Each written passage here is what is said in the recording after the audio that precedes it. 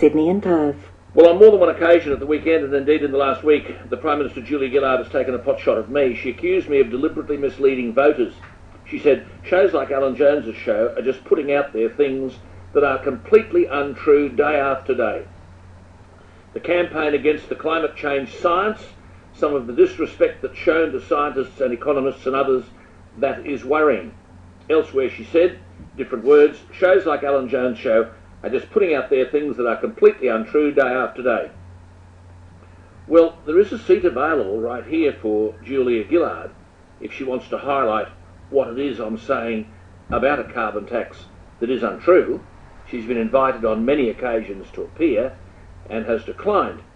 Professor Lindzen is one of the foremost international meteorologists. He's written over 230 scientific books. It was he who said when I last interviewed him, quote, Australia could sink into the sea without affecting the CO2 balance significantly. And when I asked him why politicians had got wrapped up in this, he said, I would assume they're desperate for taxation and they're hopeful this would be something that people will willingly assent to. But I would hope, he said, that they are underestimating the intelligence of the electorate. We'll have a look at the polls today, where 4 out of every 5 voters do not want Julia Gillard. But is she arguing that what Professor Lindzen is saying is misleading? Is this one of those things that I'm putting out there that's completely untrue? Professor Bob Carter, the geologist and environmental scientist and emeritus professor at the Institute of Public Affairs, told me, quote, we've spent more than $100 billion looking for a human signature to global temperature. So we've spent basically $100 billion looking for a signal and we can't find it. And that's because it's not there, said Professor Taylor. He said, carbon dioxide is a greenhouse gas. Is that misleading? Is that something that I'm putting out there that's completely untrue? Dr. Vincent Gray has 60 years real-world experience as a scientist, the last 20 in the field of climate. He reviewed all 4 UN IPCC reports.